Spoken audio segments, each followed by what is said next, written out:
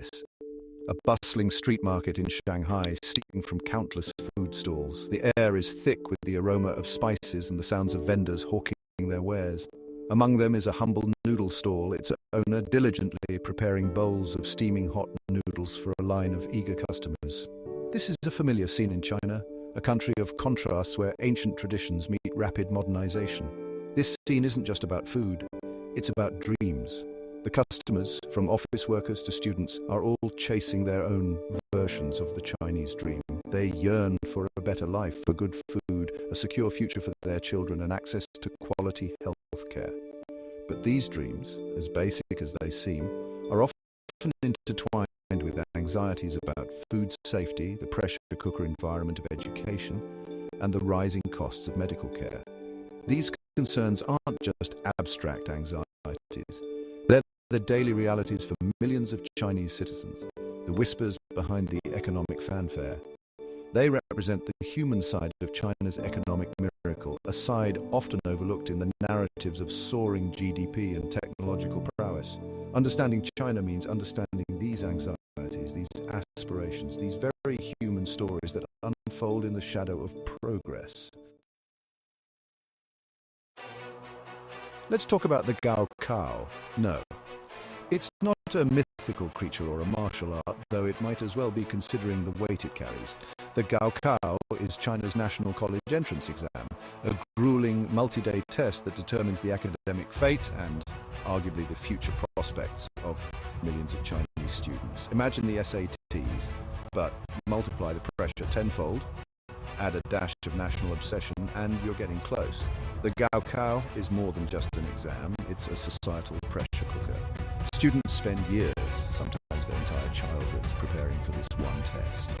Their families pour time, money, and energy into supporting their efforts, knowing that a good score can be a ticket to a better life. The pressure is immense, both on the students and their families.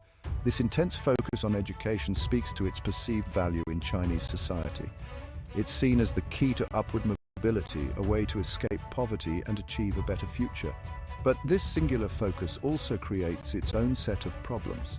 The emphasis on rote memorization and test-taking skills often comes at the expense of critical thinking and creativity. Now, before you think I'm about to launch into a China bad, America good rant, let's be clear. China's education system is complex.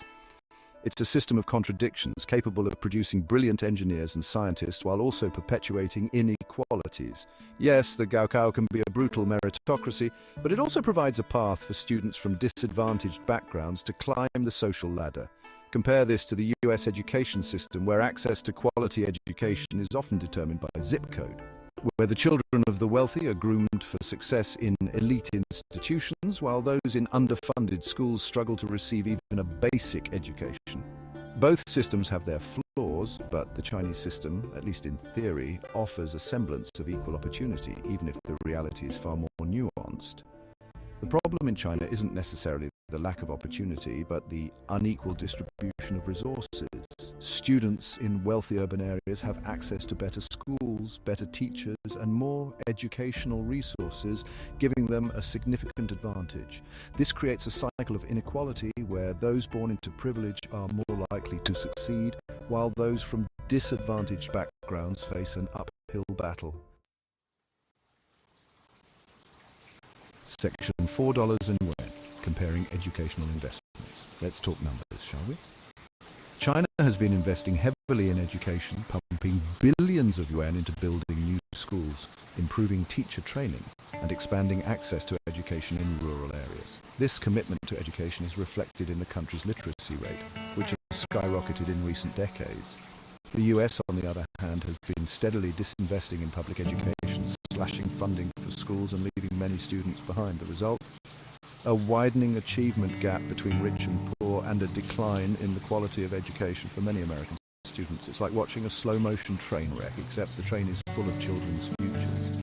This isn't to say that throwing money at the problem will magically solve everything, but it's clear that investment matters. China's commitment to education, while not without its flaws, is a testament to the belief that education is the key to national progress. Section 5. Mountains beyond mountains, the struggle for a good life, but education is just one piece of the puzzle. For many Chinese citizens, the good life feels like a distant mountain peak, perpetually shrouded in mist. The cost of living is rising, particularly in major cities. Housing prices are through the roof, making homeownership a distant dream for many, and healthcare, while improving, can still be a significant financial burden. These struggles are often invisible behind the glittering facade of China's economic miracle. We see the gleaming skyscrapers and the technological advancements, but we don't always see the millions of people struggling to make ends meet, working long hours for meager wages and sacrificing their own dreams so their children might have a better future. This is the dichotomy of modern China, a country of immense progress and opportunity, but also one marked by inequality and hardship. The Chinese dream is within reach for some, but for many others it remains a distant aspiration.